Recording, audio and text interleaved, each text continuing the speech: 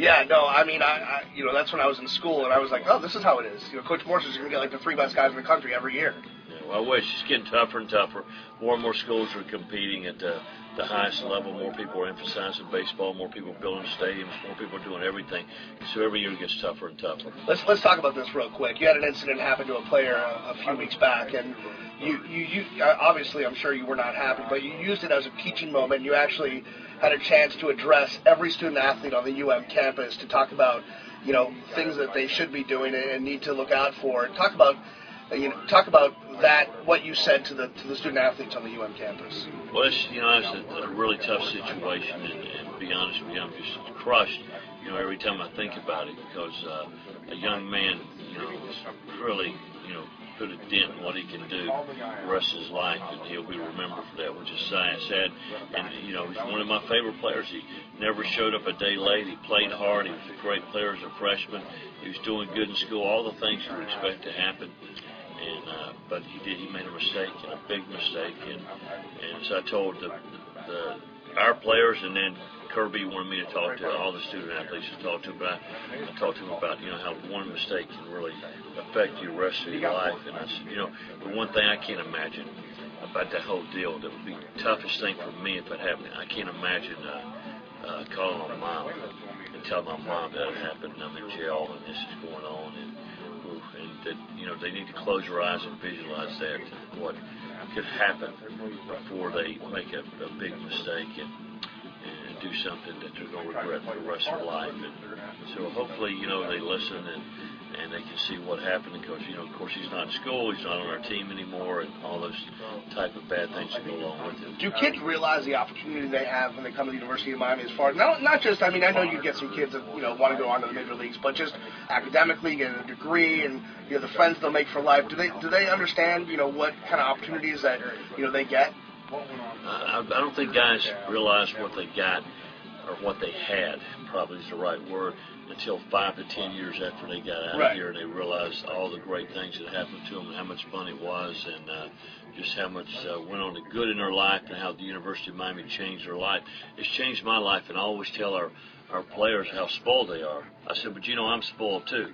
But the difference is I realize I'm spoiled, and I'm not sure, as I tell them, sometimes I'm not sure they realize that they're spoiled, because the University of Miami does so many good things for them, and they've got every opportunity to be successful at everything they do. Anything that they need, academically, athletically, it's there for them. It's the old horse to the trough theory, but you got to drink. And they have everything available to them to be successful in life. All right, we have to end this. I prepared you for this a half an hour ago. And your man, Rob, I don't know where he went, but he ditched you. He didn't want to take part in this. But I don't need it, by the way. This is what we're going to do. We're going to do the Jim Morris University of Miami fantasy baseball team. So you're gonna have to make some tough decisions, and I know that you were already talking about politics might have to play a part in this, because certain guys, you just don't want to upset them. You talk about, so we're gonna pick a starting pitcher, a closer, a catcher, a middle infielder, a corner infielder, an outfielder, and a DH. Well, I'd like to have 2 of these positions probably, but that's a very tough. First of all, it's just gonna be my guys. Yeah, just your guys. It's not. Charles Johnson is not, those guys Alex Fernandez is not in the mix. Yeah, my catcher, it's amazing. I guess you would think my catcher should be probably Yasmani, first runner. Decorated first rounder. How about Lovelady, man? He was our captain and won 2 national championships. Do we go with the first runner, or do we go with a ring? I'm kind of in the mode of thinking I want another ring. All right. So I'm going with Love. All right, Love. The plate. A little leadership. Yeah. Let's go with who's the starting pitcher in the battery?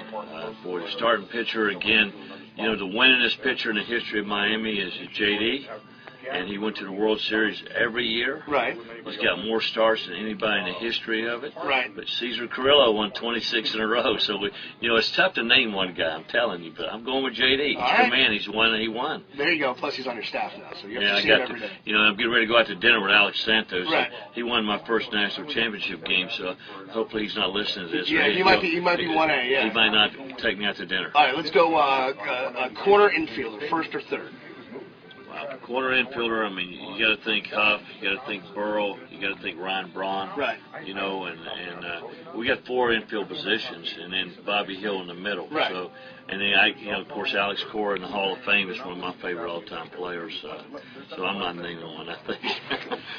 Takes a pass. But those guys, Burl, Huff, Braun, Hill, Corey, you can't go wrong with those guys. Can't go wrong. Put Bobby at second, Cora at short.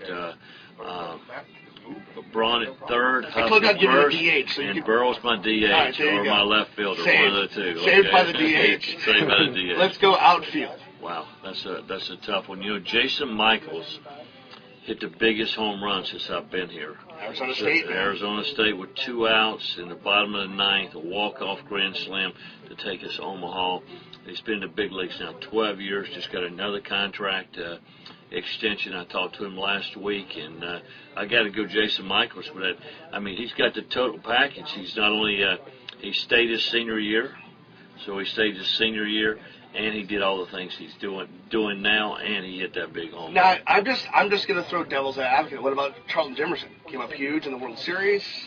CJ we got 3 outfield spots. Oh, okay, yeah, so. Yeah, I mean, so we got CJ maybe in center. John Jay was one of the best players we ever had. Yeah, here. no doubt.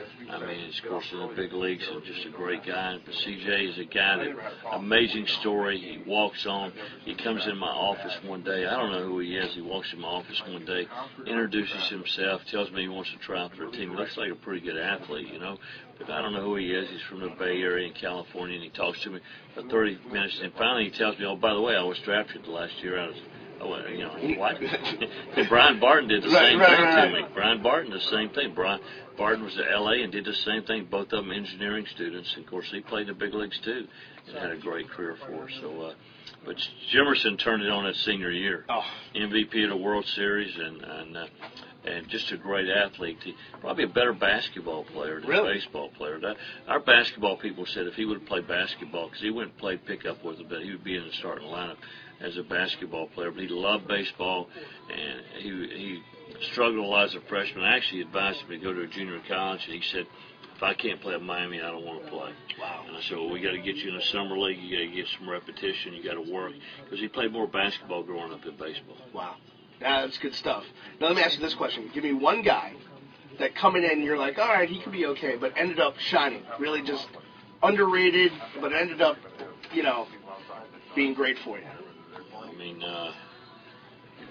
wow, that's a tough question. You might put Love in that category, but... Yeah, Love, I didn't even know who he was.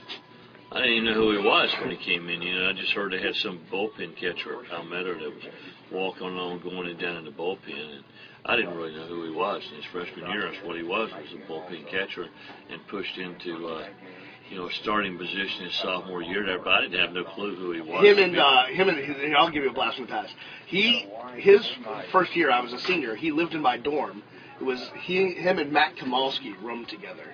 And they used to drive around in some fancy sports car, and I'd be like, and I used to, because I didn't really know any better, I was like, these are the baseball players? I don't get it. How about Luke DeBold? There you go. Wow. Luke DeBold's the guy that came to my summer camp and threw, and this is after his senior year. And we get him in school, but he was a great student and a great player for us. Jay Tesmer was an outstanding guy. Got cut 3 times. Wow. 3 times. One time at West Virginia, twice here. And then when I came in, I liked sidewinders. And he just happened to lead the nation in earned run average that year. The next year was a first-team All-American and pitched in the major leagues and got cut 3 times. I'd say he overcome some there you go. Some things there. Well, I know as practice starts tomorrow, the mantra is always going to be Omaha. It's never different around here, and those are the expectations, but that's what makes it fun to play at the U. It is right. That's why I came here, and that's why our players come here. All right, Coach Morris, we appreciate it. Coach Jim Morris, Miami Hurricanes baseball team, joining us here on All Canes Radio. Practice starts tomorrow, so we will tell everyone to call the office and get out there. You can get all the information on hurricanesports.com. We're going to take a break. When we come back, we'll hear from New University of Miami Associate Athletic Director Blake James. That more after this on All Canes Radio.